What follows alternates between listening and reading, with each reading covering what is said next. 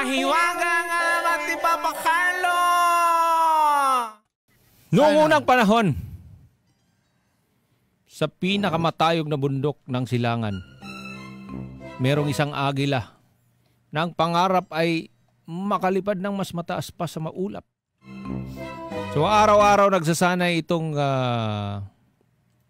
agila para patibayan ang kanyang mga pakpak. Kahit masakit man, kahit pagod man, ang bawat dampi ng hangin ay tinatanggap niya bilang biyaya. Sabi niya, bawat ihip ay pagsubok. Bawat pag-ikot ay hakbang palapit sa pangarap. Ganyan pala yon. Kumbaga samahan mo ng hard work, magbubunga din. Ngunit sa lilim ng puno, may isang uwak na nakamasid. Nakamasid lang siya. Kumbaga naiinggit. Gusto man niyang gawin pero tinatamad siya. Sabi niya, galing nun ah. Pero, kaya kong higitan yan. Sabi niya. Sabi ng uwak, aba, ang taas ng nililipad mo ah. Pwede bang paangkas? Sabi niya dun sa agila. Pwede bang paangkas? Binigyan siya ng haircut. Angkas ka na. Kulay blue. Kulay blue. Kulay blue, helmet nakaangkas. So naisip ng agila. Mapagbigay siya at may malasakit kaya't pumayag siya. Sige, hawak ka lang pero magpakatatag ka. So lumipad sila, Papa Jepoy, mas mataas pa sa mga ulap, lampas sa bundok, lampas sa mga bituin. Hanggang sa lumilipad, tahimik ang uwak. Pero, meron palang masamang balak ito. Sabi niya sa sarili niya, pag nandun na kami sa tuktok,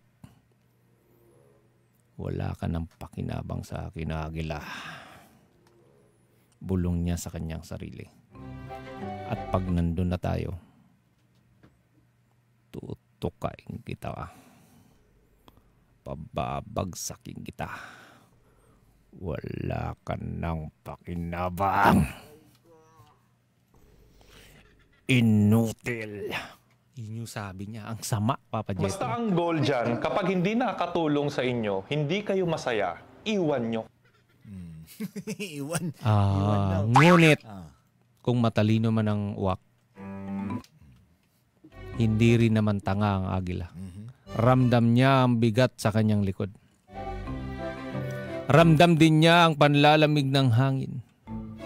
Hindi galing sa taas, kundi galing sa kasamang traidor. Kaya't unti-unti niyang inaangat pa ang lipad, Papa Jepoy, mas mataas pa. Mas manipis ang hangin at gaya ng sabi mo kanina, nahihirapan ng huminga ang uwak. Kaya ang uwak, gumagano na? Oo, gumagano na oh.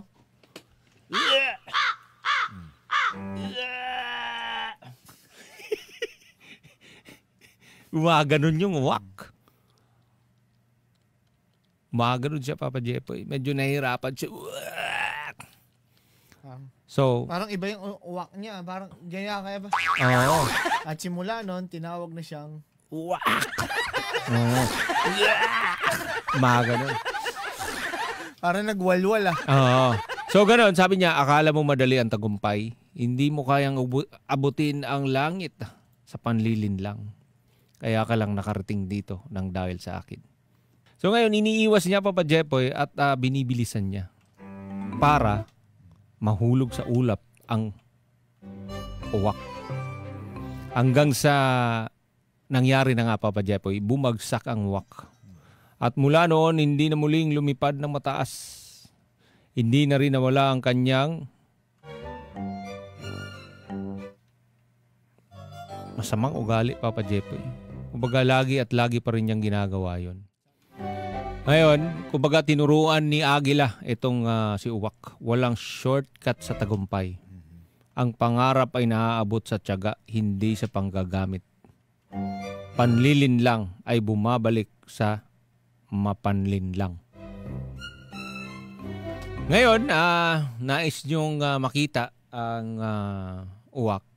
I-drawing ko na para mas maintindihan nyo kung anong itsura ng uwak. Ano ba itsura ng uwak? Ano kulay?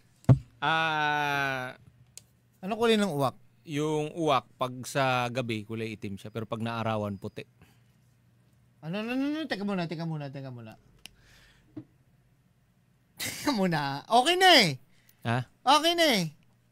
Uwak, puti. Baka kalapati yan. Ha? Kulay puti nga. Ano siya? Siyempre, pag gabi, madilim. Kulay puti. Pag naarawan. Tapos yung itong uwak na ito. Teka muna, sigurado ka uwak yan. May pakpak. May pakpak siyempre. May pakpak. Pero kulay puti. Kulay puti. Alam mo yung kasabihan, pag tinatanong, kailan tayo kakasal, ang sagot pag puti ng uwak. Alam mo ang ibig sabihin nun? Kasi ang ibig sabihin nun, hindi mangyayari kasi walang puting uwak. Yung uwak na to, puti. Wala nga po. Kaya nga dinodrawing ko para makita mo.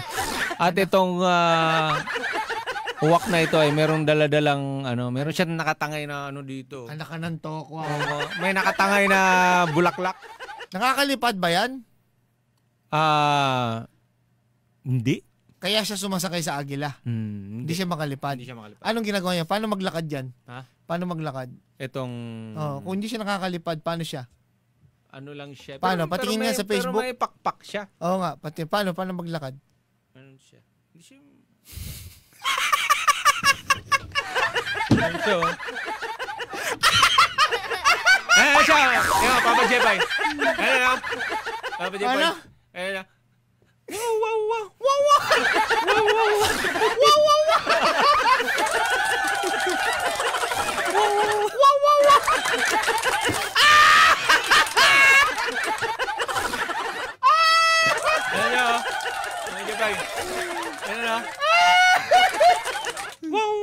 Hindi 45 days yan.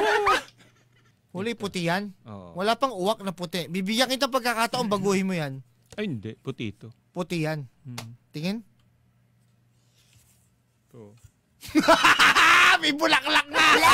Left, right, go. Paano? Go. Ito.